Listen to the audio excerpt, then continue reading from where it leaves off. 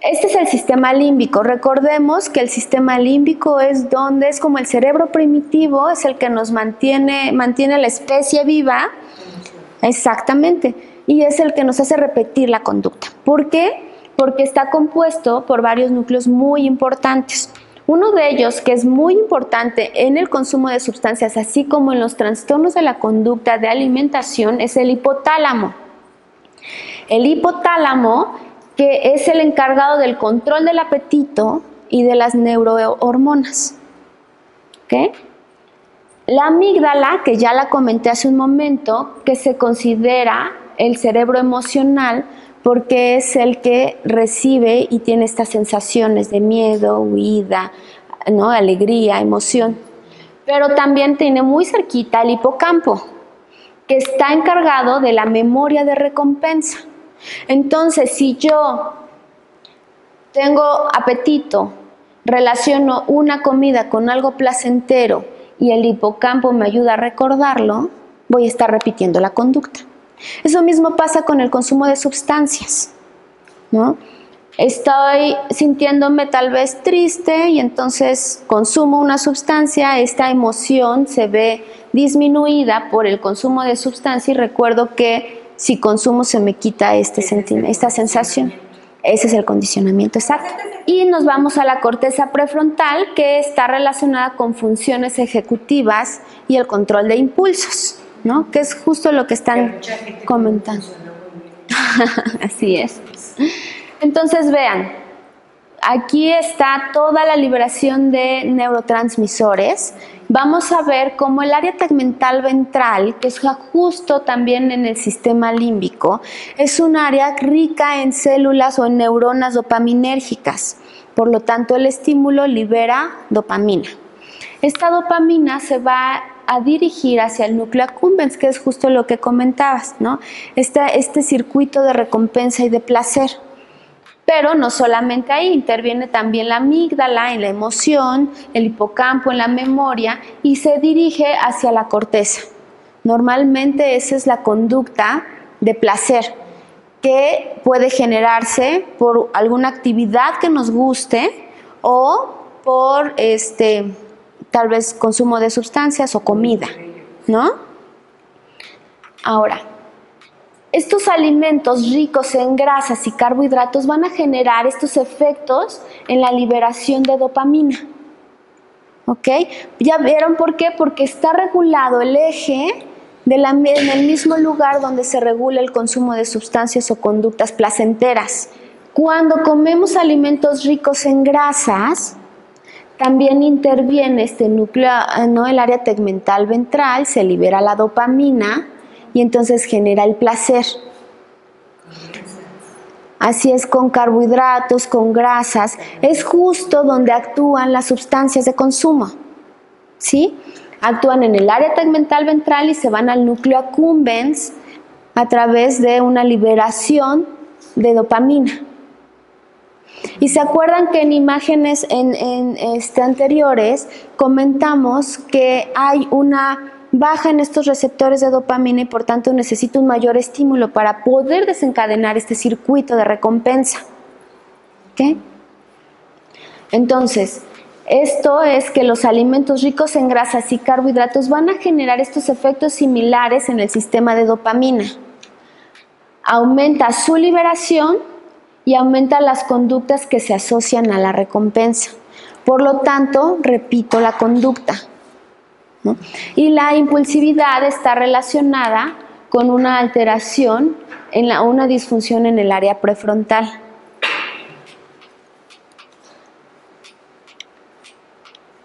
Ahora, la adicción y el atracón están presentes, disminuye la disponibilidad de los receptores de dopamina, por tanto, vulnerables a los efectos de recompensa que se generan con estos estímulos placenteros. Entonces necesito más dosis o repetir la conducta recurrentemente para poder alcanzar esos niveles de placer o satisfacción. Y en los impulsos, esto, como quiero o tengo esa sensación de querer satisfacerlo, empiezo a inhibir esta corteza prefrontal, y es por eso que viene la conducta sin todos estos principios que comenté. Y vean todos los neurotransmisores que participan en el área de la ingesta. Es noradrenalina y dopamina, que como ya hemos comentado está relacionada con el placer.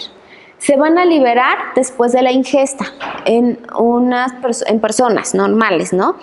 Cuando es anorexia ya hablamos que es al revés, ¿no? Es contrario. Interviene en la actividad del hipotálamo y de la conducta alimentaria. Recordemos que ahí es donde se lleva el control y el eje de apetito-saciedad. El ayuno va a disminuir la actividad del sistema nervioso central.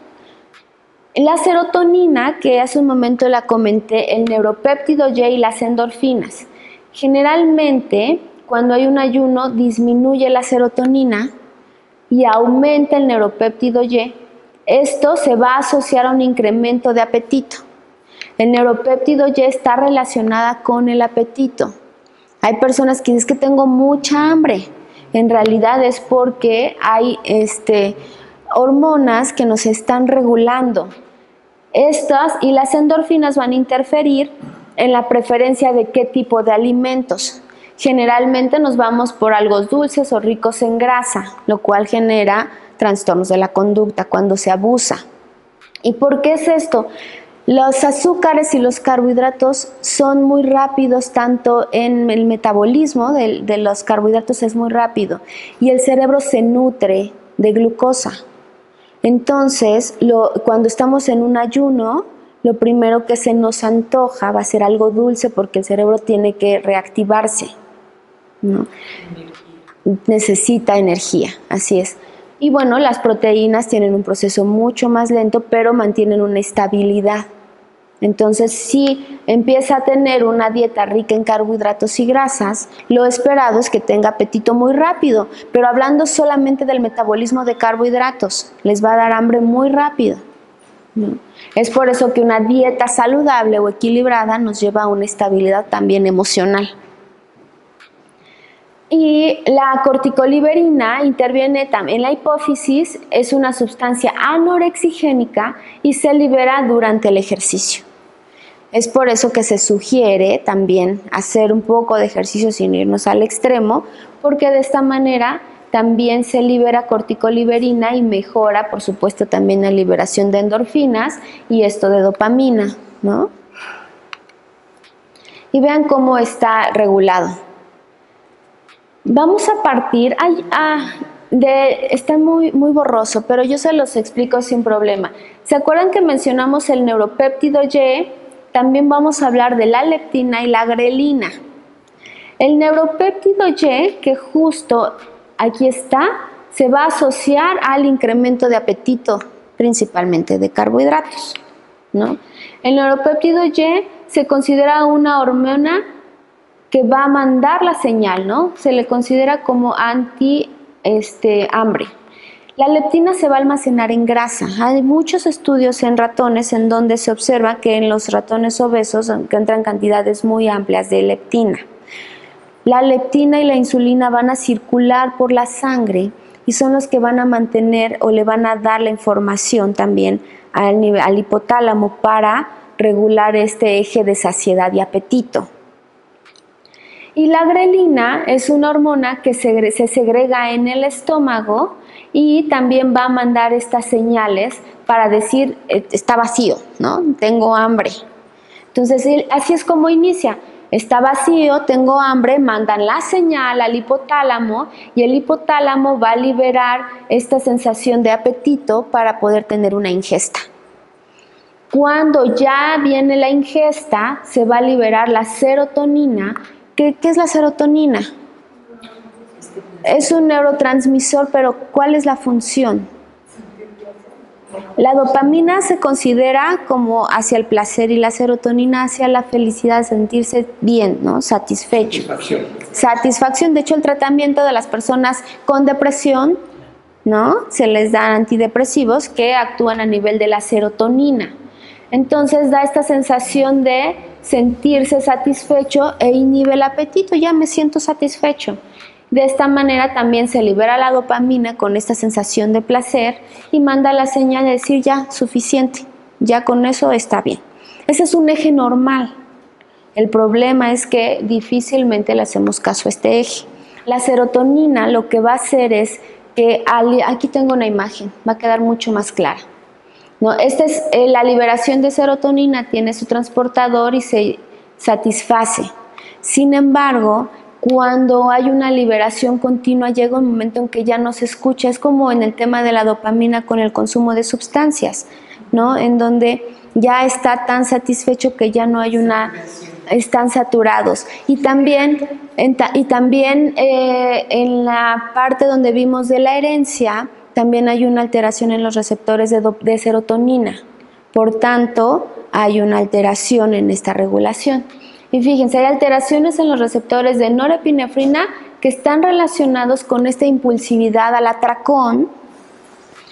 También están asociados estos neurotransmisores serotoninérgicos en los circuitos prefrontales, que es justo lo que estás preguntando, la liberación de las terminales presinápticas, además de las alteraciones en los receptores.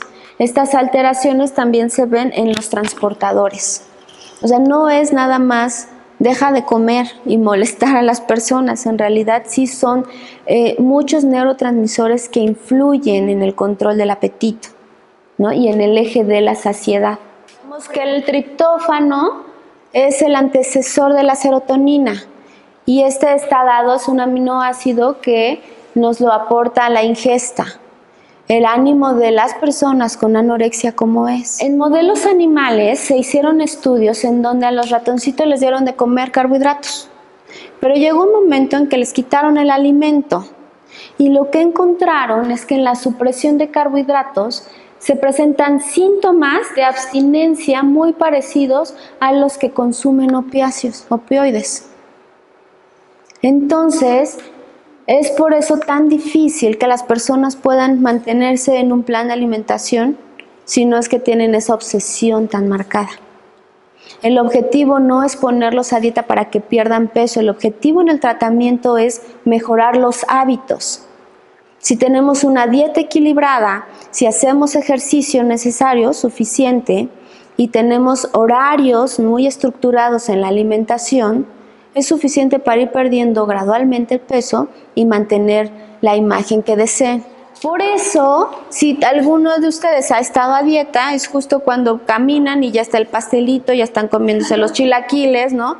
En realidad es porque se genera una abstinencia tremenda a los azúcares y cuando entran o se integran a un plan de alimentación, los primeros días son los más complicados o la primera semana porque están en esta supresión de azúcares y ya después hay una estabilidad. ¿Okay?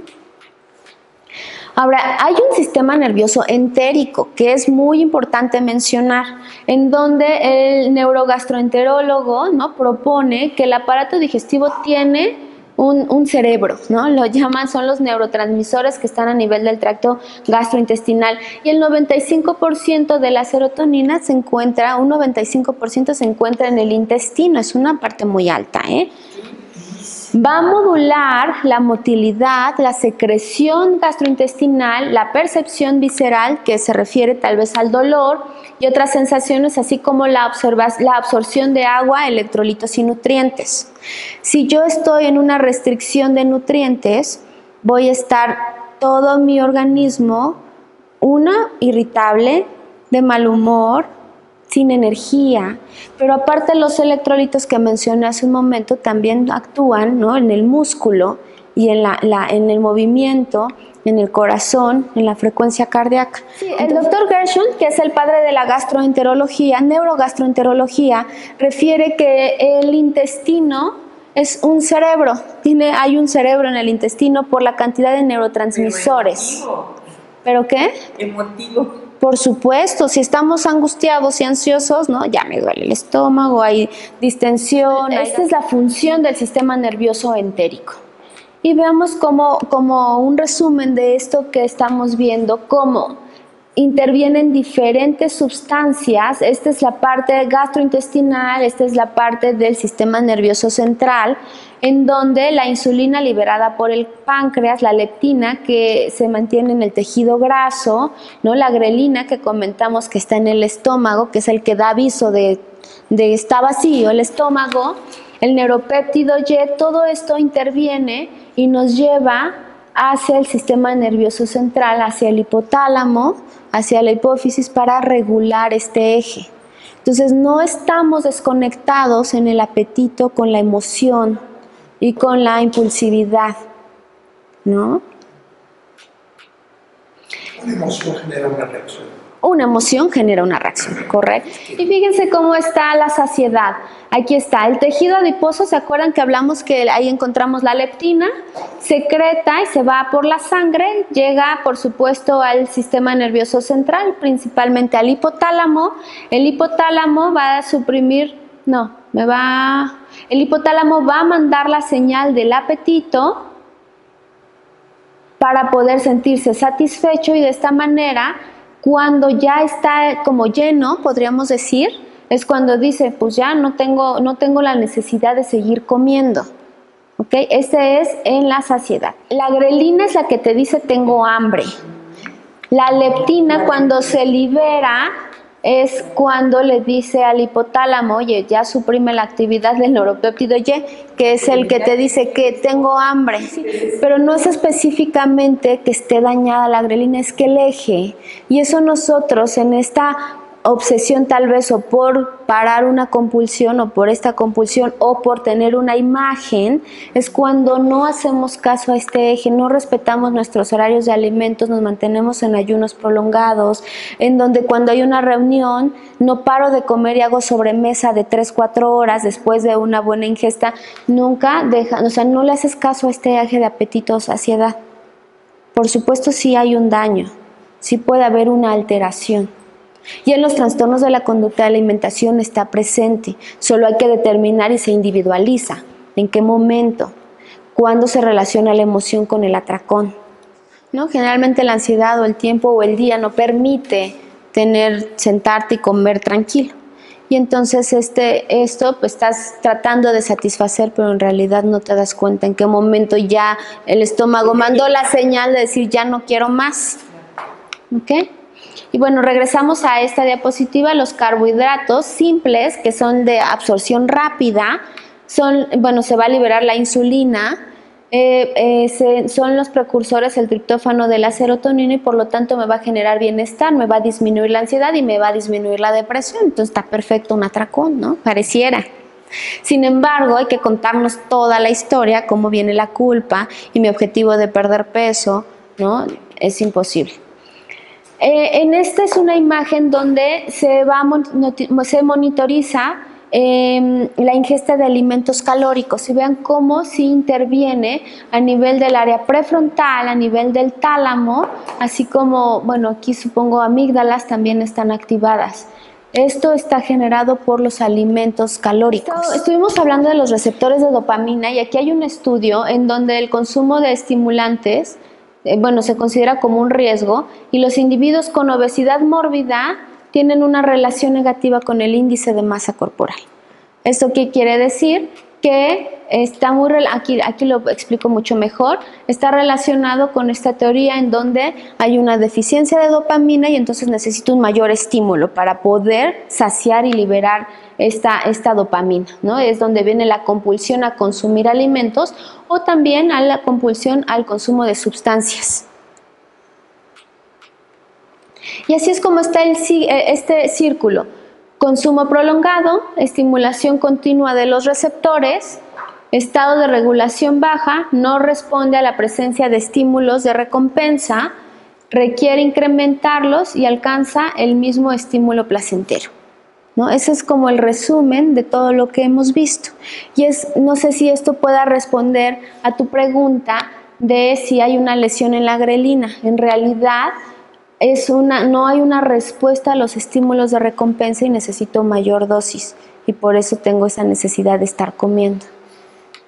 Entonces, es un fenómeno cíclico en los obesos, quienes que aumentan el consumo para lograr superar la tolerancia y mantener estas condiciones placenteras.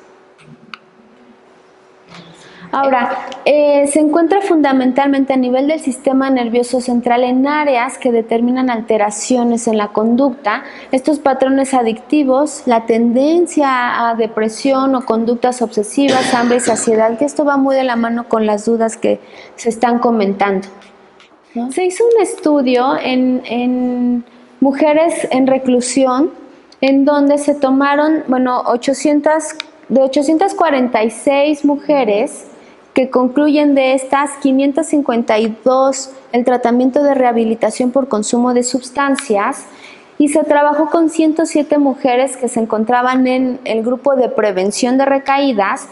De ellas se inicia un programa de trastornos de la conducta alimentaria, en donde se incluyen, las mujeres, eso ya lo comenté, en donde se observa que son mujeres que tienen un trastorno por consumo de sustancias, que ya recibieron un tratamiento de rehabilitación y que ahorita están en prevención, de las cuales la mayoría de ellas presentan trastornos por atracón y obesidad. Está muy relacionado con la ansiedad, con el entorno, ¿no?, con el medio en donde se desenvuelven y por supuesto con la abstinencia del consumo de sustancias.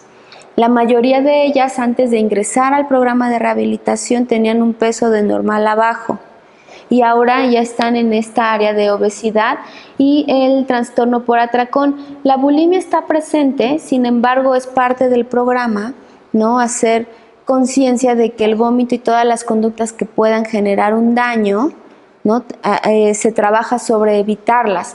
Entonces, pero nos vamos a un trastorno de atracón en donde no pueden evitar todavía esa compulsión. Entonces es ahí donde hay que trabajar un poco más. En estas internas presentan conductas alimentarias de riesgo, si se fijan, entre más semanas sin consumir marihuana, en comparación con las que tienen conductas alimentarias de riesgo.